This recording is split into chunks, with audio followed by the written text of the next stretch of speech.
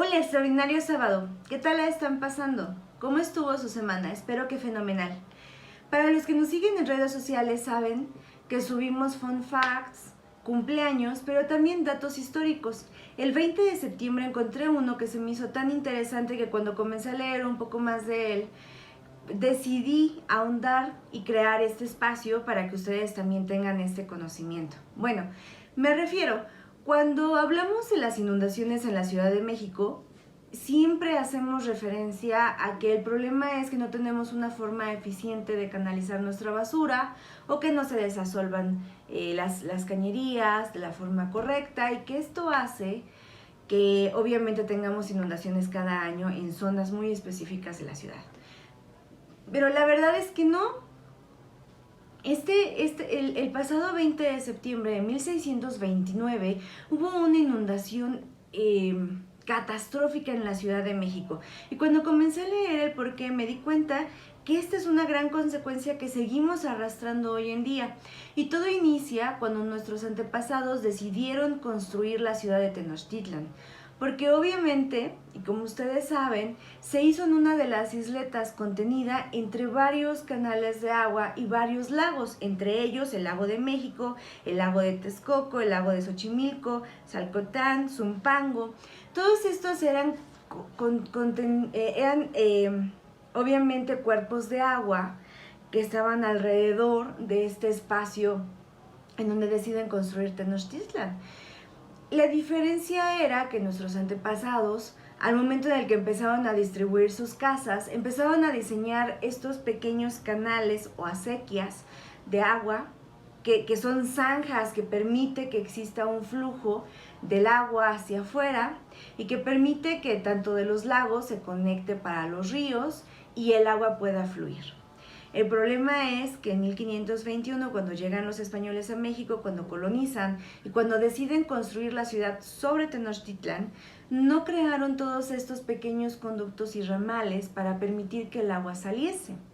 Y es que, bueno, ellos estaban muy interesados obviamente en construir la ciudad sobre lo que quedaba de Tenochtitlan para ocupar el espacio, pero ellos también deseaban obviamente expandirse de una forma que no consideraron que respetar estas pequeñas zanjas, canales o compuertas incluso fuese importante.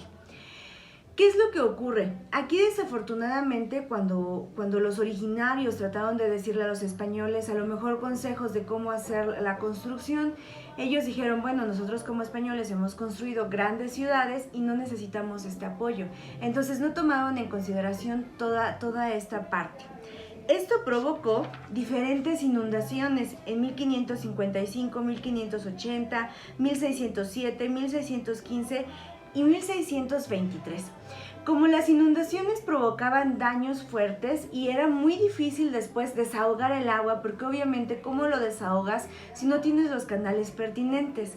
Ellos deciden crear un desagüe que era un canal enorme que permitía el paso del agua, pero el problema eran principalmente dos. Este desagüe se comienza a construir en 1607 para tratar de dar una solución a todos estos problemas fluviales que tenían.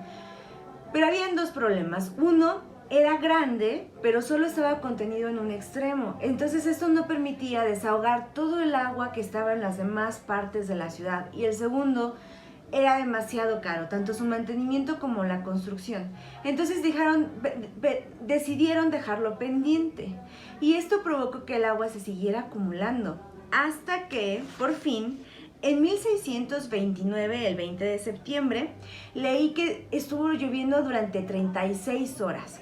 De hecho, fue un año de mucha lluvia porque desde el mes de julio habían lluvias todo el tiempo. Para llegar a septiembre, estuvo lloviendo durante 36 horas, nunca paró. ¿Y qué creen que fue lo que pasó? Que el agua que estuvo contenida se empezó a aglomerar dentro de la ciudad y quedó inundada. Tan inundada que habían espacios que incluso habían 2 metros de altura donde el agua no permitía llegar. Bueno, más bien dicho, la altura del agua estaba a 2 metros de altura. Un dato curioso es que hubo un espacio, un pedazo dentro de la Plaza Mayor que quedó sin agua y entonces se le llamó la Isla de los Perros, porque los perros fueron y buscaron obviamente un refugio ahí, y entonces a futuro se le llamó de esta forma, la isla de los perros. Bueno, esto fue tan catastrófico que tenían que transportarse en lanchas. ¿Se imaginan la Ciudad de México en lanchas y en canoas para poder conectar entre las calles? Pues estuvieron así durante un buen rato. Desafortunadamente el exceso de agua y como estaba contenido empezó a crear epidemias, obviamente porque era agua anegada, se convirtió en agua anegada, epidemias, enfermedades, había hambre porque pues no había cómo cultivar, cómo volver a cosechar. Muchísima gente regresó a España, muchas otras se trasladaron a Puebla. Y fue una situación muy cruda que duró 5 años. ¿Se imaginan 5 años transportándote en canoa por la Ciudad de México para comprar tus casas? Las casas fueron habilitadas a partir del segundo piso en algunas ocasiones. Y a pesar de que ellos trataron como de succionar el agua para sacarlo, la verdad es que pues no ocurría nada. Si nos sacaban el agua, y me imagino que dentro de la misma infraestructura interna de la tierra, donde todo el agua estaba saturada por los mismos lagos, pues era como lo mismo, era como sacar el agua hacia otra superficie donde se junta con el demás agua que empuja el agua de regreso. Digo, la verdad es que no soy experta en esto, pero me imagino que sea el problema, porque estaba tan aglomerado ya la superficie o el agua de que nunca le permitieron hacer los flujos naturales, que pues obviamente era imposible desaguarlo. Bueno, ¿hasta cuándo logró quedar libre otra vez? 1634, 5 años después de que se ocurrió esto. Y bueno, afortunadamente fue un año de sequía que estuvo dentro de la ciudad, y entonces esto permitió que los niveles del agua siguieran bajando. A pesar de que en este periodo de años se habló y la recomendación virreinal fuera que se transportara a la ciudad de Tacubaya y Tacuba, obviamente no se quería por 2 razones. La primera era porque pues querían quedar sobre los vestigios del imperio Tenochtitlán, y la segunda era porque el costo era impresionante.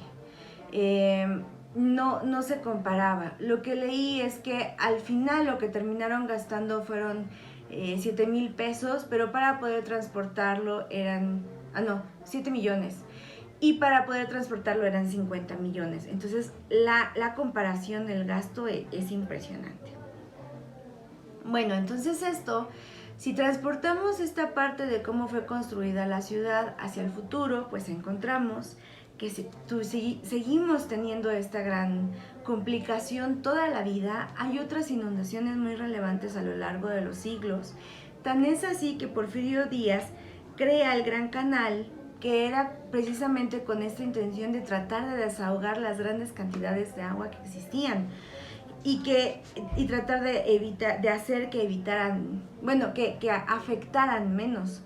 Pero si nos damos cuenta, pues seguimos teniendo grandes cantidades de agua cerca. Tenemos el río San Joaquín, el río Churubusco, que tienen esta intención de crear conductos de agua, pero que obviamente pues es complicado.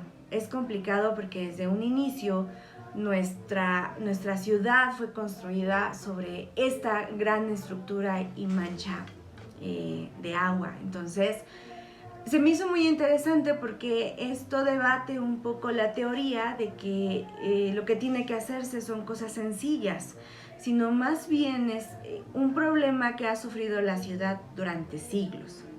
Bueno, este es el dato curioso del día de hoy. Espero que les sea también a ustedes de utilidad y que aprendamos algo nuevo. A mí la verdad me pareció muy interesante. Espero que para ustedes también.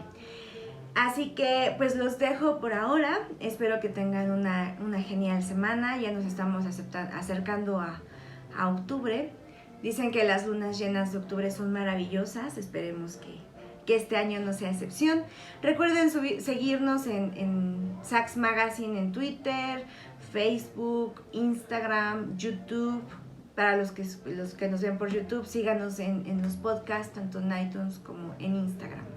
Yo soy Alejandra, fue un placer el día de hoy traerles esta información y les mando un fuerte abrazo.